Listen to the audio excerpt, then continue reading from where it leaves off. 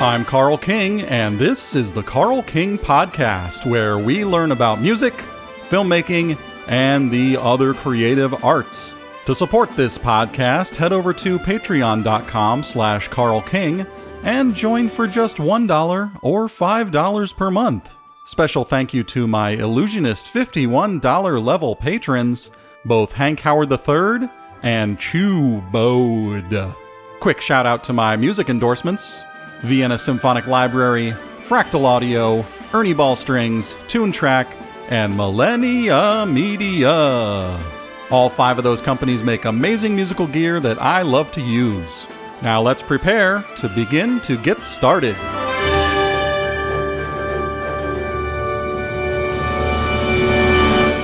The Carl King Podcast has a lot of new listeners in the past couple of weeks, so thank you for tuning in and joining us. This is the 30th episode overall and the 13th episode in this recent format. This week I've got 2 filmmaking lessons for you and a philosophical feature segment on social status. Then I'm going to share some tips I learned from making Morgan Agren's Conundrum, that drummer documentary from 2013, and we'll finish off the show with a Headphone Album of the Week. But first, a Carl King the Human update.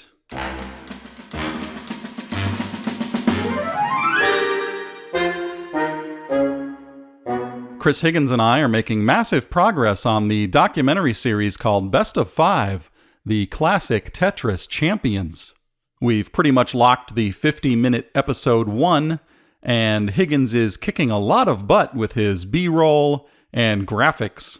I've synced up the temp score with rough piano parts, and the next step is to dig in on assigning instrumentation, which is going to incorporate elements of metal, orchestra, and 8-bit video game sounds.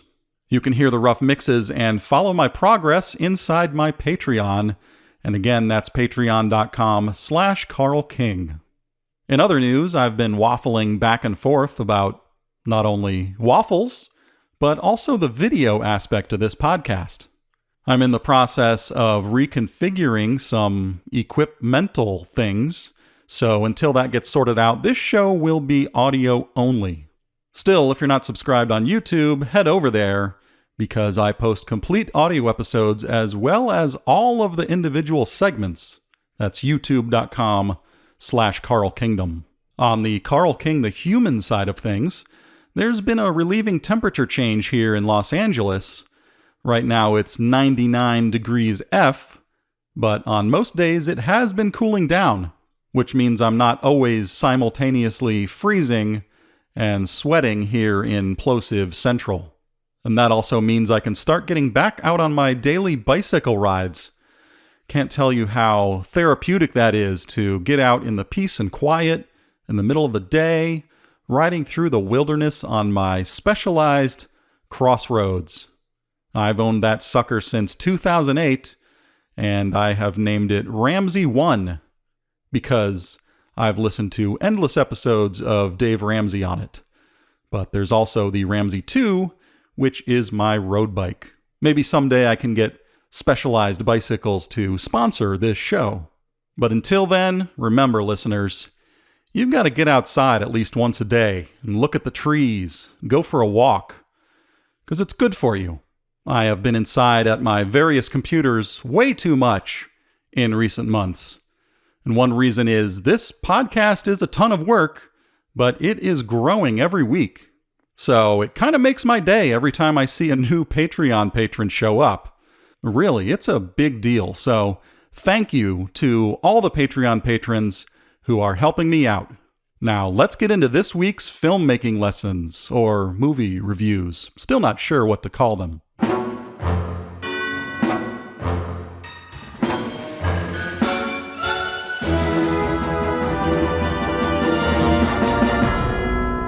First up, we have Big Trouble in Little China from 1986, directed by John Carpenter.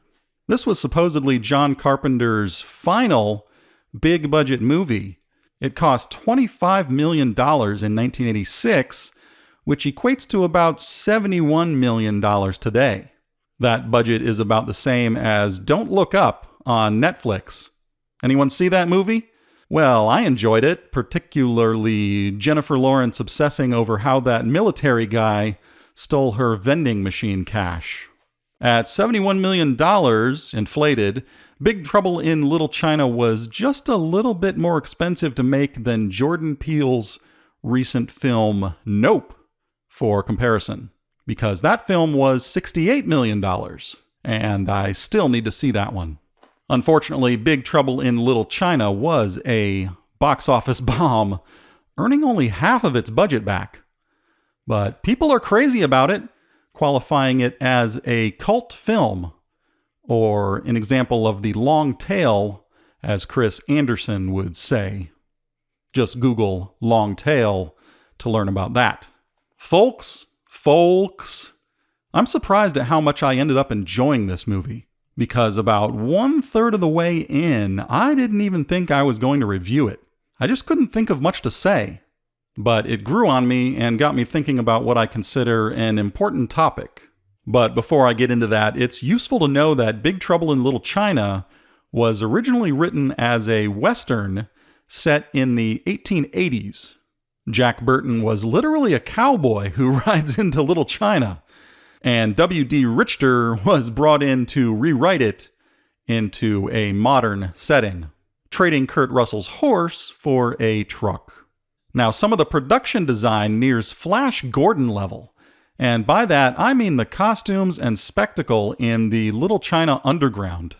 Now, according to Wikipedia, the last words that Walt Disney wrote on a piece of paper just before he died were Kurt Russell. And that was back in 1966. And this film perhaps attempts to answer why. In the opening scene, Kurt Russell broadcasts his own radio show on his CB, and maybe nobody's listening. It's kind of like a narrator in a Western. And he does it again in the final scene as a bookend. And it's charming. It's a character thing. He is the typical everyday dumb white guy who doesn't understand anything. He's basically a Homer Simpson. And he does almost absolutely nothing useful until about 1/3 of the way through the movie when he goes undercover in a brothel. But even then, he fails to accomplish his goal. The character's purpose is to be out of place in Little China. One of the characters says to him, quote, "You are not brought upon this world to get it," unquote. He basically plays the straight man, giving the audience a way in. Now, here's my own way into this film. At the end of my Oracle of Outer Space pilot, the narrator asks the question, "Is masculinity a mental illness?" And I think this movie says yes, it is. My argument is this. Kurt Russell's character, Jack Burton, embodies what it means to be an American. He is a loudmouth who is wrong about everything. He is an American hero that is 100% incompetent. Now, to clarify, he's not an anti-hero, because that's something different. That's where a morally ambiguous or even villainous character, or at least a character with a lot of bad traits, is cast in the role of protagonist. As a writer, I had to think, well, what would happen if you took him out of the story? Because it's not his story at all. It's really Wang Chi's story. But then it would have lost its angle, and a bunch of white 80s Americans wouldn't have watched it. Kurt Russell is basically a henchman who is treated the whole time as if he is in charge.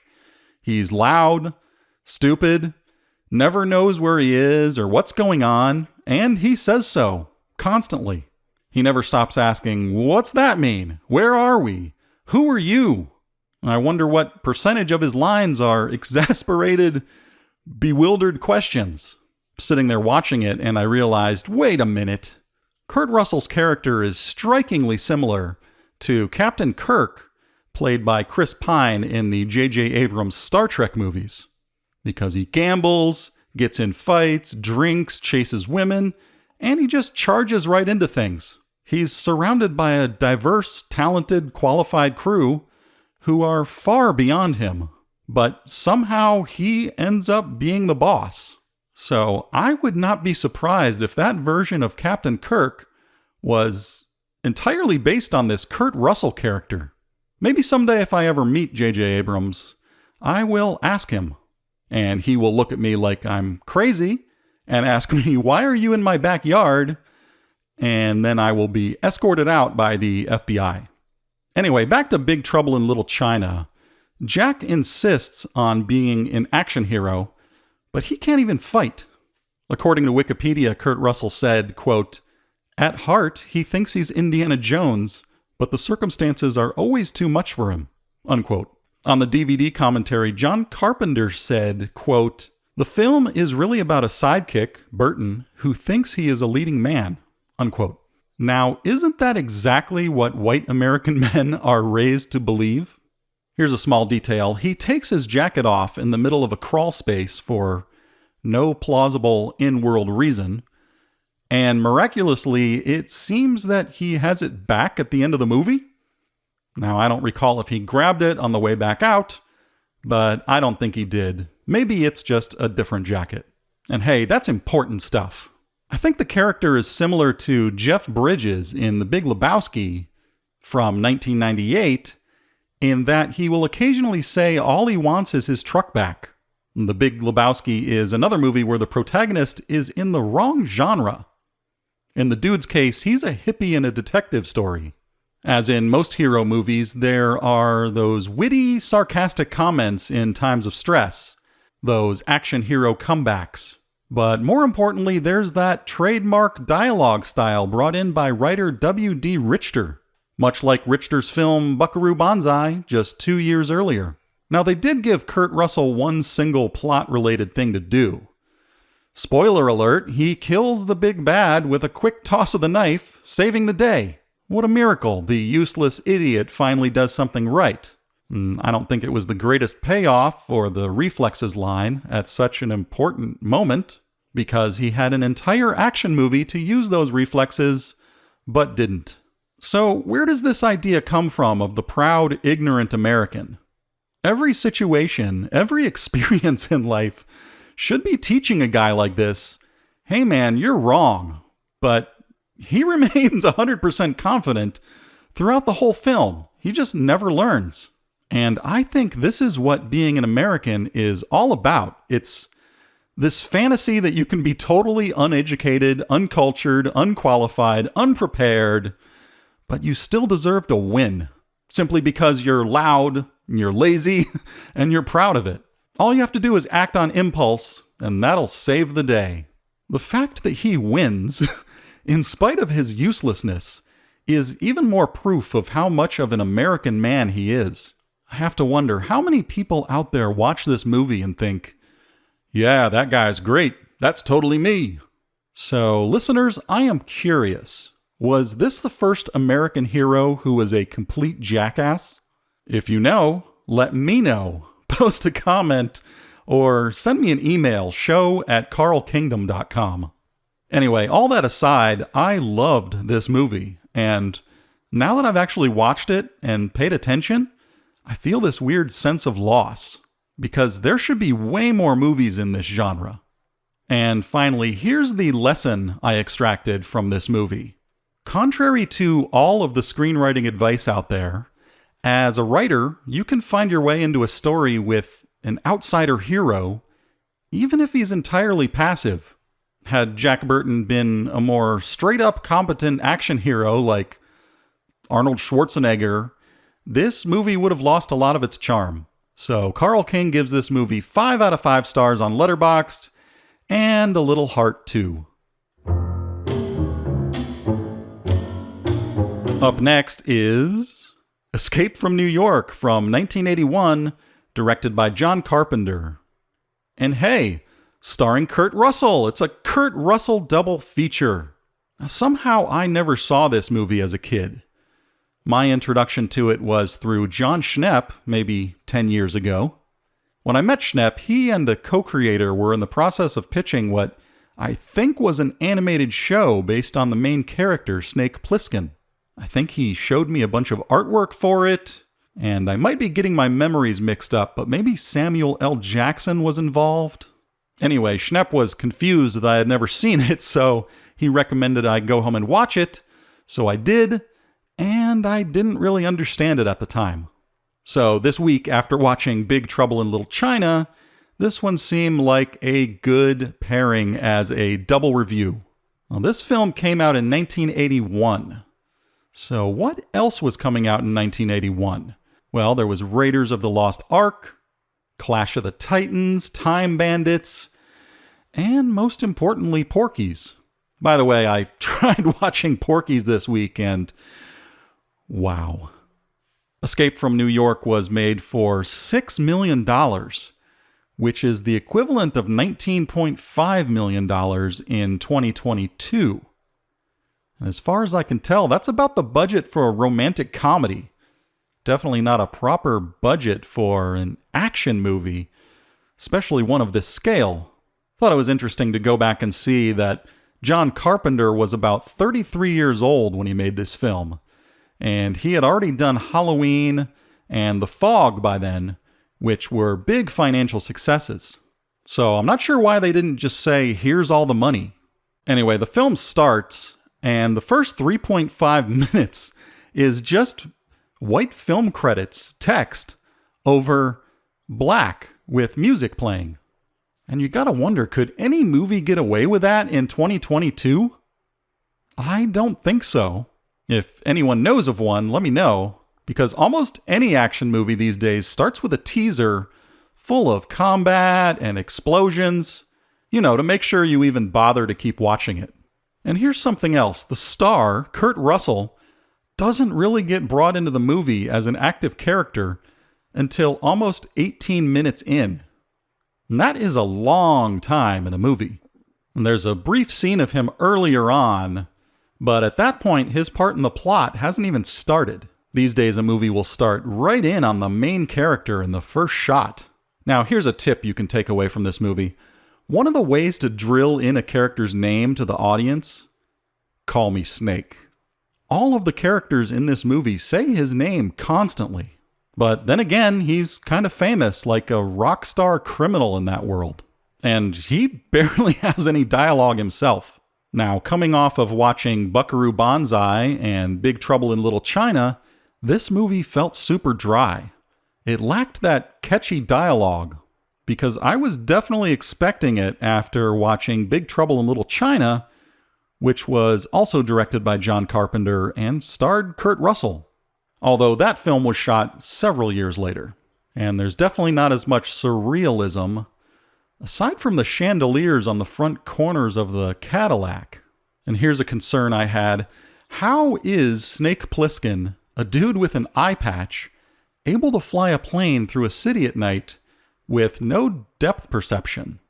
I read that Kurt Russell had to keep taking breaks and removing the eye patch because it was messing with his eyesight.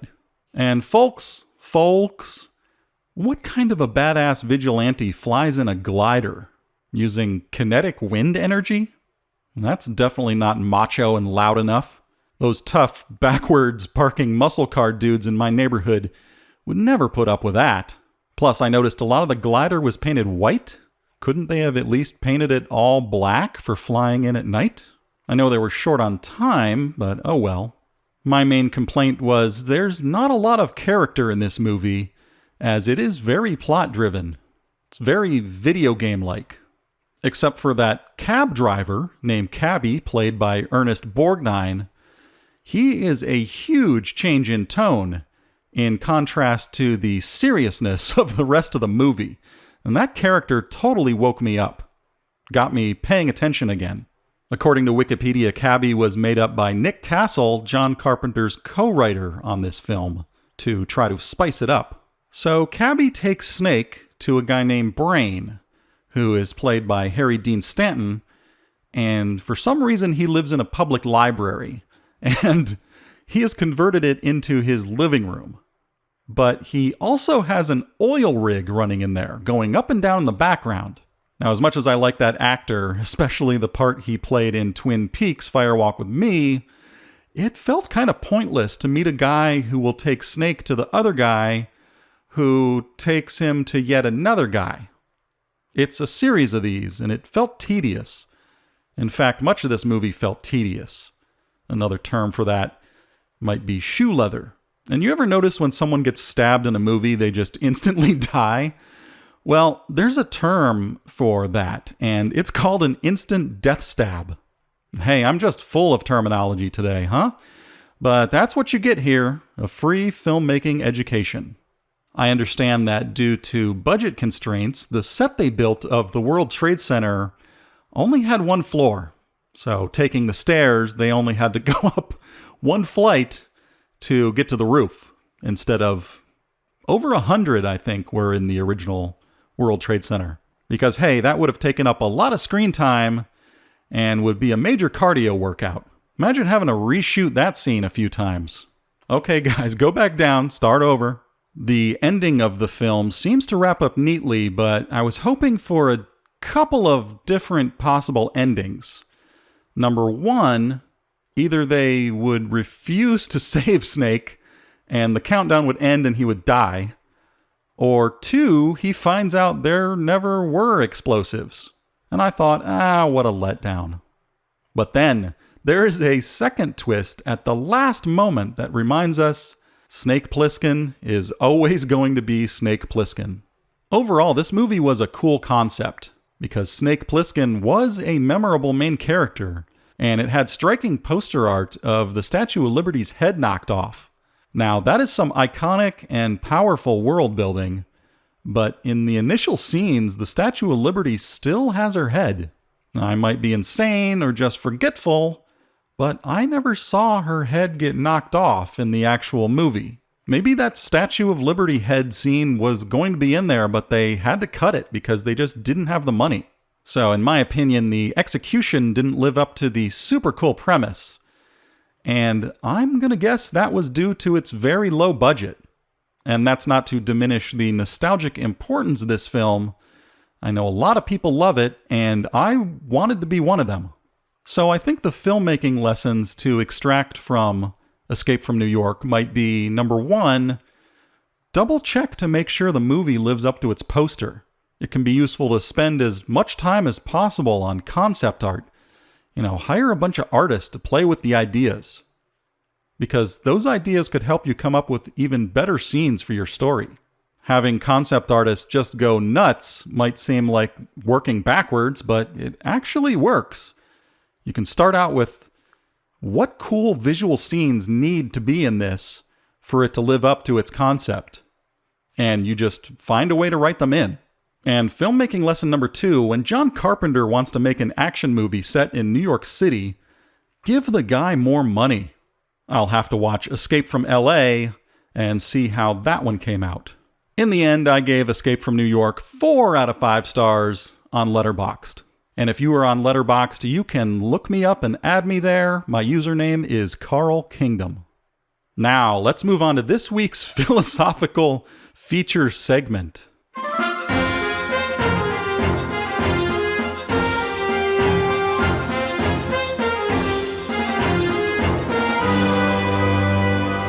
I listened to a Seth Godin podcast episode in which he answers a listener question on the topic of status, and it hit a nerve with me. I'll post a link to that episode in the show notes because it would be way too long to quote here. Seth and others talk about how status works and how we can use it, but I don't see anyone questioning whether it should exist at all. So here are my thoughts on status, or social status, since no one is really asking. I started my creative career as a small-town nobody, and in most ways, I am still a small-town nobody. I grew up in Venice, Florida, a retirement community on the beach. I had no money, no resources, no status. I just relied on the generosity of my friends to help me do whatever crazy artistic thing I wanted to do. And I had some big dreams. So I convinced a handful of people to contribute time and money to my multimedia projects. Sometimes they were collaborators or co-creators, and they'd let me borrow their acting or painting or writing or instrument playing or programming or drawing skills. Or sometimes all I needed was a ride to Taco Bell. And because I felt like a small-town nobody, I threw everything I had at my creative career. It was all my attempt to make it, as they say, or really to make a leap in status. I believed that all of that frantic, creative activity would pay off somehow. If I could just make enough noise, someone of high status would notice me and let me join the secret club. It was like I was sending out a beacon and the ship would return to pick me up. Because that's the way it works, right? I thought maybe Mr. Bungle would let me open for them, or I could be on Alternative Tentacles and be as cool as Victim's Family. Or maybe I could play bass for Steve Vai. And we'd live rich and famously ever after, or at least it would get me out of Venice, Florida. Well, eventually I manufactured a little hit, a 2005 album called How to Sell the Whole Effing Universe to Everybody Once and for All, and I moved to Los Angeles the next year to capitalize on the attention and get to the next level of fake status. Soon after arriving, I actually quit music for a long time due to a car accident, and that's another story. But going from a nobody to a sort of somebody and back to a nobody in a short amount of time taught me how stupid it all is. Now, I didn't understand it consciously, or at least as well as I do now. I have always been dealing with and battling against this idea of status. And even while I was selfishly embracing it, I was always challenging it and subverting it. And the bottom line is, I hate status. At least, I do now. I hate the idea that one person can be perceived as godlike, and another as worthless, simply because of their name or their credits. So much human potential and so many opportunities are wasted because of this. So many talented people are overlooked and so many creative ideas are just thrown in the trash. They're just gone. And I am absolutely certain that there is no correlation between credits and talent. And I'm talking about the entertainment industry here. Film, music, books, TV. People who don't know what they're doing at all can succeed with their social skills alone. And I'm talking about charisma, ass-kissing, and plain old dominance. Acting big and important, wearing the hats and sunglasses, and strategically playing the right role at the right time to open doors. Using people, climbing the ladder. Hey, it's what we have to do, right?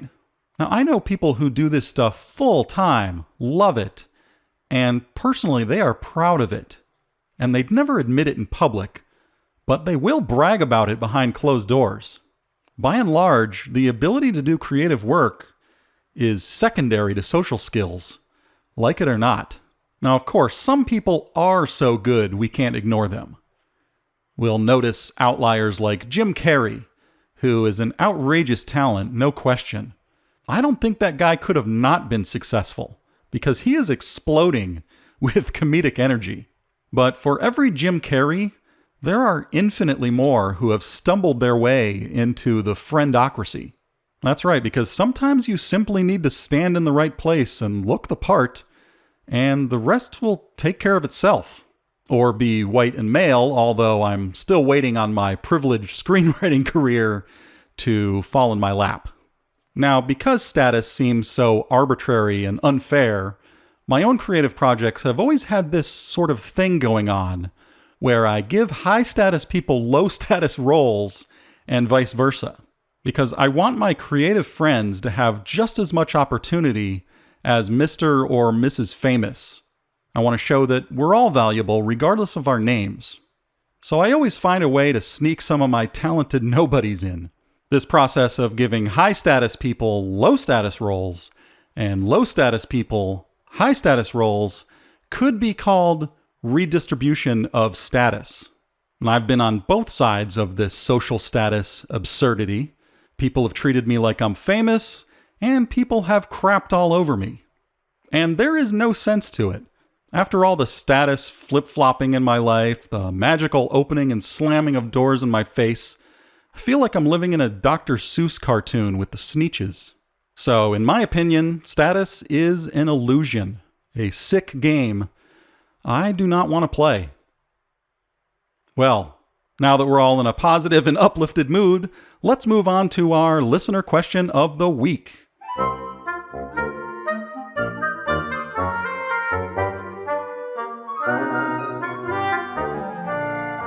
This week's listener question of the week comes from Professor Emma Afterthought. That's a cool name. She asks, could you talk about what it was like making your first documentary, Morgan Agren's Conundrum? Any advice for someone who wants to make a documentary? Okay, well, let me take you back in time and tell you how and why this documentary really happened. And to do that, I need to explain why I was motivated to even make a documentary. And the answer might be unexpected. Back in May 2011, the band Dream Theater put out this sort of YouTube documentary series where they were auditioning drummers. And boy, did that make me angry. I felt like those guys were taking advantage of my favorite drummers. Because I knew some of those guys like Virgil Donati and Marco Miniman. They had played on my records, and their own music is, from a technical standpoint, so far beyond the music of Dream Theater. Like, do you seriously think Virgil Donati or Marco Miniman would struggle with that music, or even have to audition? Because I felt like it should have been the other way around. And I can't speak for them, but I felt insulted on their behalf. I didn't like the cheesy reality show aspect of it, and how their tiny mistakes in rehearsal were hyped up for the publicity. Well, I figured, well, I'll show them. I would make a drummer documentary. Or maybe even a series of drummer documentaries. Why not? I would avenge those darn Dream Theater videos. So in March the next year, I decided, for the first one, I'm going to focus on 3 drummers. Virgil Donati, Marco Miniman, and one of my favorites, Morgan Agren. And Morgan would be coming to the US in May, just 2 months later, so the timing was perfect. But there was a small problem. I had never made a documentary before. I had done a lot of sort of low-budget video work, but it was mostly in-studio corporate stuff. Very stiff, very dry. I honestly don't even think I had a very good camera that could shoot in high-quality 1080p at the time. My friend Zeke had shot several documentaries on the Sony EX1 and EX3, so I rented one of them just 3 days before Morgan arrived in the US, and I had to learn fast. At that point, I don't think I even really understood the exposure triangle, and I filmed the whole thing in 30 frames per second, which I now regret.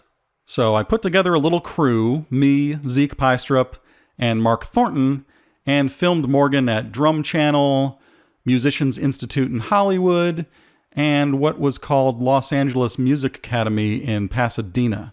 And I leaned heavily on Zeke, as he had so much experience physically shooting documentaries and running around with a heavy camera like that. And after the first day of filming Morgan, I decided I would make the documentary only about him, because I was feeling really good about what we were making together. So after Morgan flew back to Sweden, I drove around interviewing as many musician people as I could, like Dweezil Zappa and Brendan Small and Dave Elitch. And the next month, I launched a Kickstarter, and we raised $17,000. In the end, that was barely enough to cover all the total expenses and the Kickstarter rewards. And by the way, if you're wondering, none of that budget was used to pay me. I made $0 up front. Anyway, we bought Morgan a plane ticket to come back a few months later in September, and he brought a gig pig, which is a bizarre Swedish all-in-one drum kind of contraption. We crammed everything into my little car, and I drove Morgan around Los Angeles, and he played that thing in unusual places, like on top of a mountain. And we rented out Bell Sound in Hollywood for a couple days and invited Tosin Abasi of Animals as Leaders and some others to come and jam with him and record the whole thing. And I even took Morgan out to Marco Miniman's house, where they did some impromptu jams that can be seen in the film. It took a year of editing, and the film was released October 1st, 2013. And the DVDs were released a couple of months later on December 12th, 2013. And later I put out 3 more hours of scenes called Conundrum Undone, with extended full-length interviews and extra scenes that couldn't fit on the DVD. And here's something that people might not realize. I split the profits of the film with Morgan 50-50. Now, I don't know how many documentaries do that, but I'm guessing it's not many. I think a lot of documentary filmmakers probably keep the profits to themselves and figure the subject of the documentary should just be happy to be on camera and get the exposure. And I didn't want to do that because I didn't think it was fair. And this documentary is one of the few creative projects I've made that continues to generate some monthly income. And believe me, it's not a lot, because Morgan and I have each earned about $2,500 total in the 10 years since it's been released. I think if you do the math, that comes out to about $250 a year or $20 a month. And the majority of that income came from Vimeo rentals and sales because it's the only place it's available, and that has worked out well. Here's a funny thing. In the DVD liner notes, Morgan sent me a huge thank you list. And in contrast, I simply thanked my wife, my animal friends, my crew, and Dream Theater. Now, for the record, I am no longer angry at Dream Theater. I've learned to accept that people will make and enjoy whatever music they want, and there's no point in focusing on things I don't personally like. If you want to hear more about that topic, I have a feature segment called How I Conquered My Anger in episode 23 of this podcast. Because you know what? In the end, Dream Theater probably exposed more people to my drummer friends with those millions of YouTube views. And it motivated me to make a documentary about Morgan. So it's kind of a win-win. And also, a lot of musician people enjoyed it. And it did directly help Morgan increase his visibility and grow his career. Devin Townsend attributed his interest in Morgan partially to this documentary being made. So I would say, mission accomplished. Now, let me share some bits of trivia about the film. Number 1, the opening scene, that was filmed by one of Morgan's friends in Sweden. So the movie starts and ends there in Morgan's backyard, being happy with his wife and his musical soulmate, Mats Åberg.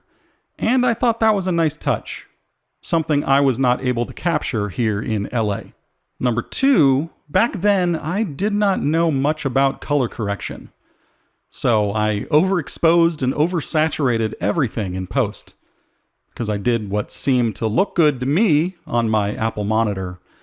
But there are industry standards for a reason. Watching it at home, I had no idea why everything looked totally bleached out. I figured it was probably just my crappy TV. Oops. So that was an important learning experience, at least one mistake I'll never make again. Number 3, my favorite scene is Morgan and Marco Miniman playing tennis, because that was the only scene where I felt that Morgan opened up psychologically and talked a bit about his OCD tendencies. And I wish the film could have focused way more on that. But here's the thing. When Morgan isn't drumming, he's this gentle, quiet, and calm person. If you've ever seen him play, he really lets loose and expresses himself through music. But he didn't have a whole lot to say. Part of that could be that English isn't his native language, but during interviews, he would mostly return to the point that he simply loves music. I couldn't get a lot more out of him, and I think that shows where his heart is. My second favorite scene is the one where we visit Simon Phillips, and it was hilarious to me that Simon was as picky and technical and specific about coffee beans as he was about the fancy potentiometers in his mixing board. That cutting back and forth between him preparing coffee and mixing music is movie magic, in my opinion. But you know what? I laugh every time I watch that non sequitur scene with Mike Stone doing water tests at the pool store and his parrot falling asleep. So that is probably my favorite scene of all. Number 4, there are a few fake characters in the film, and one of them was named Mildrix Pulchers, which I think is a nod at the name Millard Mulch. Mildrix Pulchers, Millard Mulch.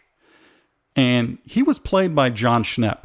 John would wear a blonde wig when we went to parties, so I bought him a Zildjian hat and some drumsticks and a practice pad, and I just told him to play the part of a jealous rival drummer. Kind of a nobody. And I fed him content and references, and he just improv'd all around it. And we shot that interview at Titmouse, the animation studio where they made Metalocalypse. That little studio room was their actual VO studio where all of those characters' voices are recorded. Over the years, so many people hated Mildrix Pulchers and didn't realize he was fake. And John and I both thought that was hilarious. And there is one other fake character which no one has ever said anything about, and that really surprised me.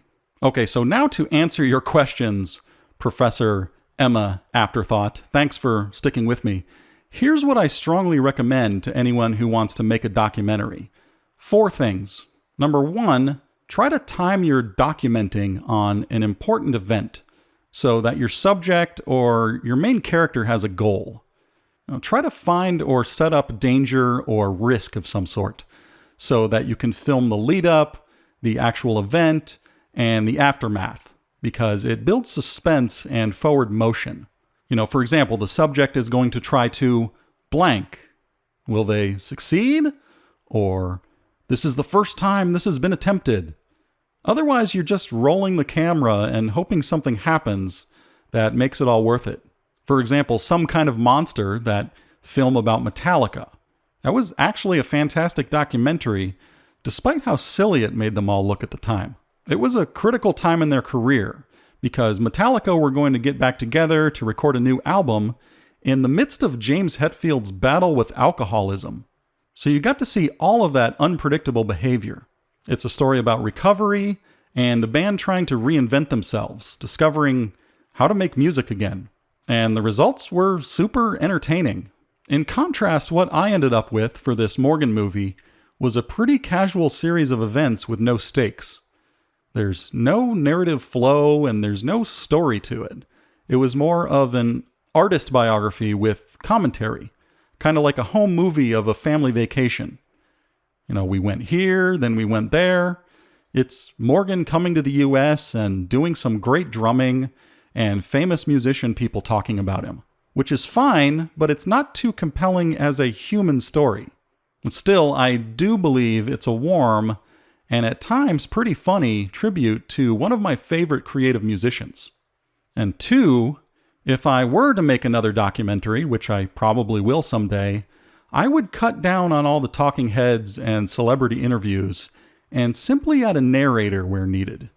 I would focus on interviewing only the people who were central to the narrative and events. My production model for this movie was behind the music specials on VH1 in the 90s, which is not the ideal template, but that's all I knew how to do at the time, and I did my best with it. Number 3, ask yourself why you want to make a documentary. Is it to get revenge on Dream Theater? Is it because you're simply passionate about a subject? Or is it because you want to make $250 a year?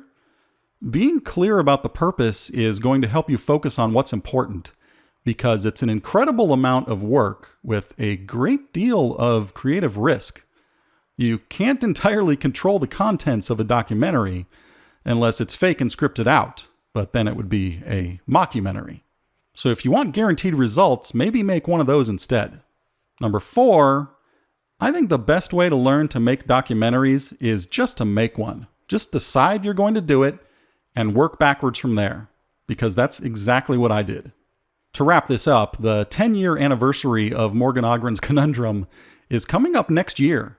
So I'd like to do a 10-year anniversary re-release in 4K.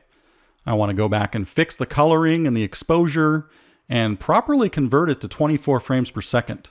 I'd like to give it updated cover art because Morgan was never really happy with that photo of him. And I insisted on it because it was really funny to me at the time, and I thought it would be attention grabbing. but I plan to have Lance do a new concept that would better represent Morgan's personality. And I also want to get it on more streaming platforms like Amazon and Apple. So Morgan Agren fans, hang in there for that. And to watch the film, go to morganagrenmovie.com. And now, on to the Headphone Album of the Week.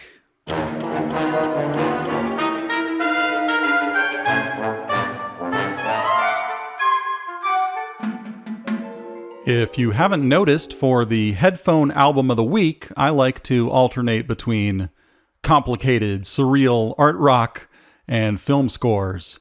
So this week's Headphone Album of the Week is a film score, Godzilla by Alexandre Desplat.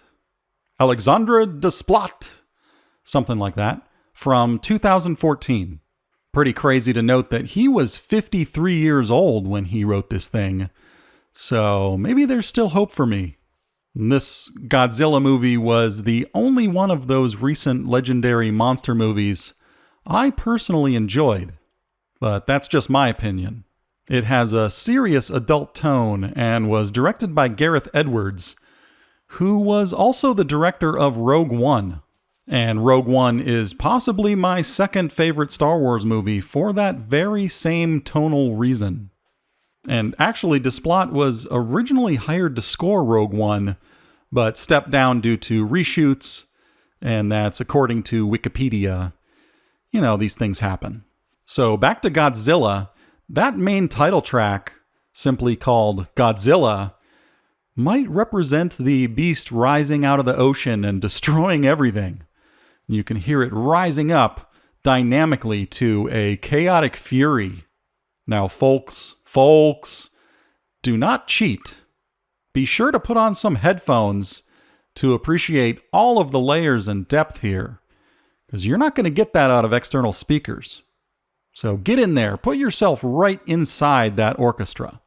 You can check out that heavy, lumbering 15/8 rhythm and listen closely to those staccato, low string lines, and imagine that played by a metal band.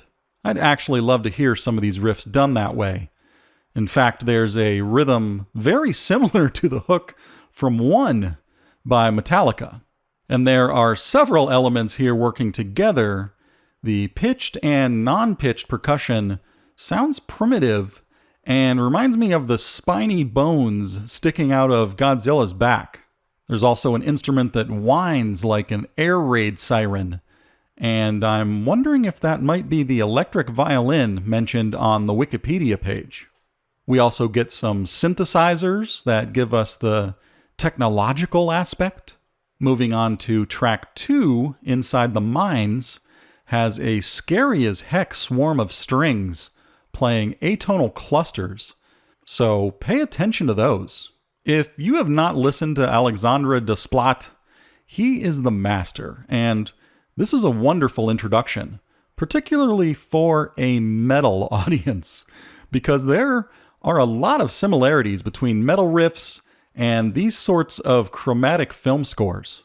Also, track number 6, Muto Hatch, has my favorite exotic percussion instrument, the bamboo sticks clacking away in the background.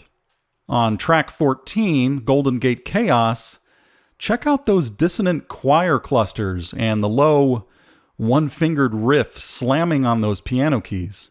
I can't believe what I'm hearing.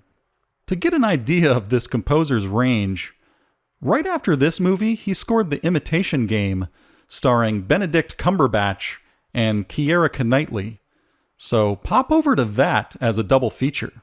And if you're ready, dive into the score for Little Women. And yes, I'm serious. Try to follow those shifting modes and modulations. It's like prog rock heaven. Now, I don't think you can go wrong with any score by Alexandre Desplat. And he has over 70 film scores to choose from, which is totally insane.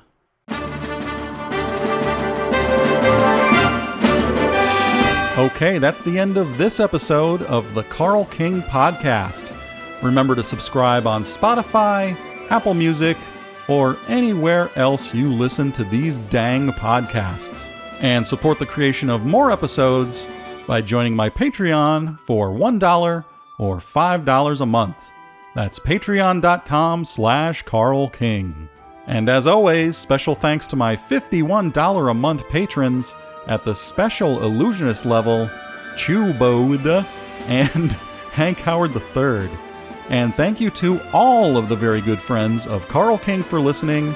And as I always say, folks, I'll get it one of these times.